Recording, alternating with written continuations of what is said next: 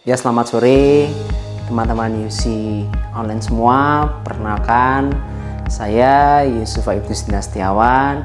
Yang mungkin teman-teman UC semua sudah tahu bahwa saya adalah direktur rumah sakit di Kota Malang, sekaligus sebagai salah satu pemilik owner retail di Kota Malang.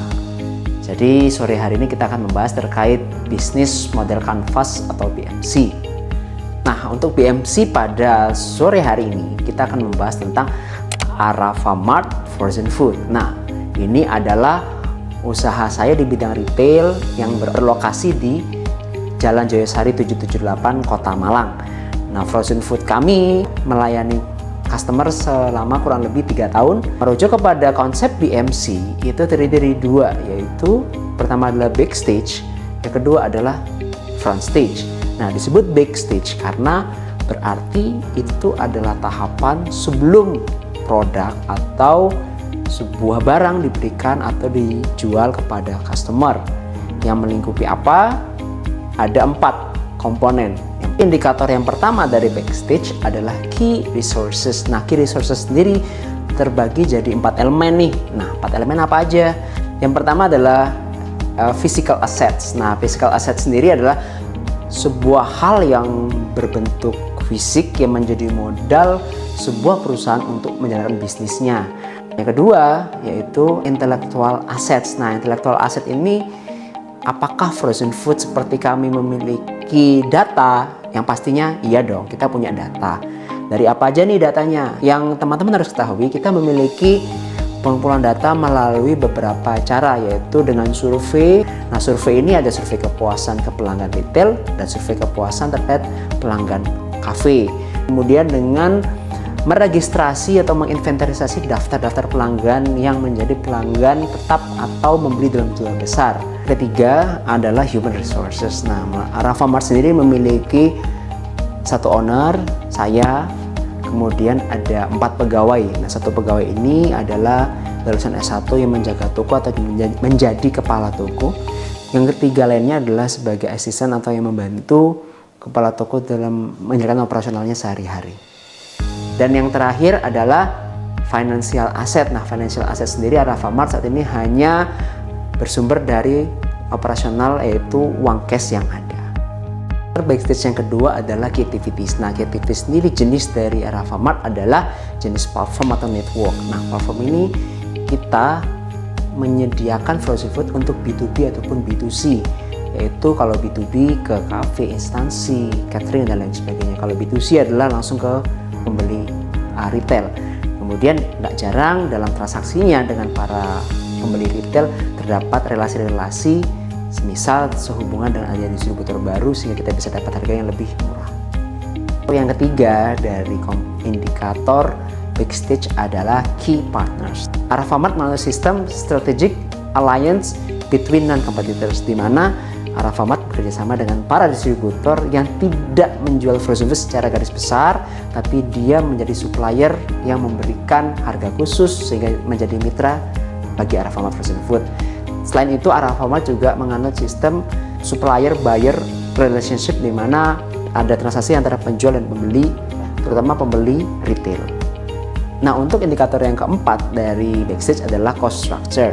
Arafamart sendiri menganut sistem cost driven dengan fixed cost. Jadi maksudnya cost driven, kita berkompetisi dengan para kompetitor itu berdasarkan harga, di mana memang kami tawarkan harga yang paling murah agar menjadi pilihan dari seluruh segmen masyarakat.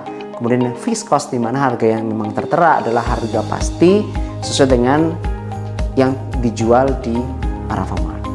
Secara kesimpulan, Arafamart Frozen Food sendiri memiliki backstage yang cukup baik karena memiliki modal operasional yang baik, kemudian sumber daya yang baik, selain itu intelektual aset juga yang baik. Namun Arafamart perlu melakukan pengembangan menjadi value driven, karena cost driven itu tidak menguntungkan. Ketika ada harga lebih murah, pasti akan tersisih dengan toko yang lebih murah.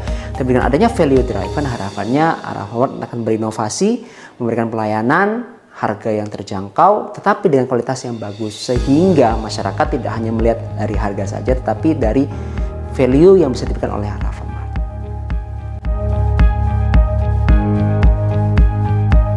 Untuk front stage sendiri terdiri dari 5, yaitu value proposition, channel, customer segment, customer relationship, dan kelima dari revenue stream. Indikator pertama dari front stage adalah value proposition. Nah, value proposition sendiri di Aravamart ada 2 nih, yaitu yang pertama adalah performance dan yang kedua adalah price. Untuk performance sendiri Aravamart yang pertama kualitas barangnya terjaga, yang kedua variannya banyak sekali, dan yang ketiga adalah kemudahan dalam melakukan transaksi. Untuk yang kedua yaitu price. Nah, price sendiri adalah memang harga kami harga yang paling murah dibandingkan dengan kompetitor di Kota Malang secara general, karena banyak barang-barang yang kami ambil bukan dari Kota Malang agar harganya bisa bersaing dengan distributor di Kota Malang. Indikator kedua dari front stage adalah channel. Nah, channel ini adalah bagaimana cara barang terdistribusikan. Ada direct dan indirect. Nah, Aravamart ini adalah direct, itu juga ada, jadi pembeli langsung membeli kepada di toko. Lalu kalau misalnya indirect, pembeli bisa membeli lewat Tokopedia, bisa membeli lewat Grab, dan bisa membeli lewat pemesanan via online. Kemudian untuk channel sendiri ada fase-fasenya. Fase-fase dari channel adalah yang pertama adalah channel awareness, di mana kita branding melalui sosial media. Kemudian adalah channel evaluation, yaitu kita lihat apakah branding tersebut efektif. Kemudian yang ketiga adalah channel purchase, di mana kita lihat kemudahan di Aravamart, seluruh pembeli dapat menyelesaikan transaksi baik via cash, transfer, ataupun QR. Dan yang keempat adalah channel delivery, di mana delivery bisa dipesan lewat Maxim, GoBike, dan sebagainya, bahkan bisa diantar langsung oleh petugas kami.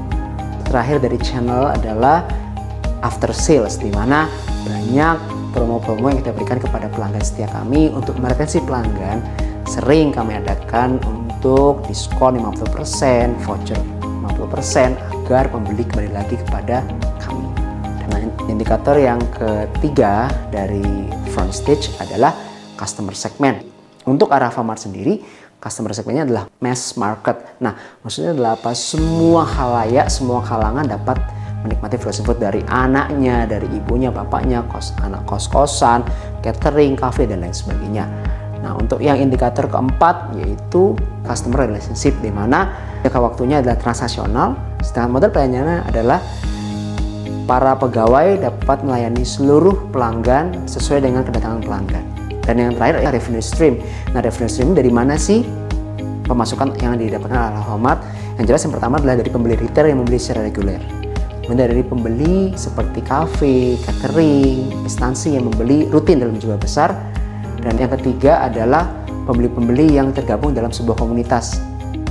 Nah, secara kesimpulan dari front stage sendiri adalah Aravamart memiliki value proposition yang berfokus kepada price dan performance, yang didukung dari channel yang baik untuk customer, sehingga customer memiliki pengetahuan dan memiliki preferensi khusus terhadap Aravamart, yaitu murah, lengkap, dan terjangkau.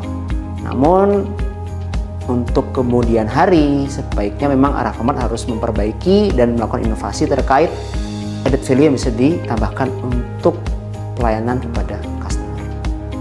Nah, teman-teman, itu tadi demikian penjelasan dari saya terkait bisnis model kanvas dari Aravamart Frozen Food untuk backstage dan front stage-nya.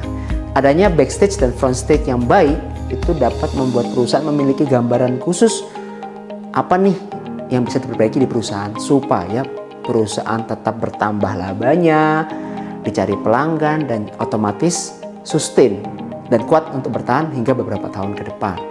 Demikian penjelasan dari saya, semoga bermanfaat. Selamat sore teman-teman semua.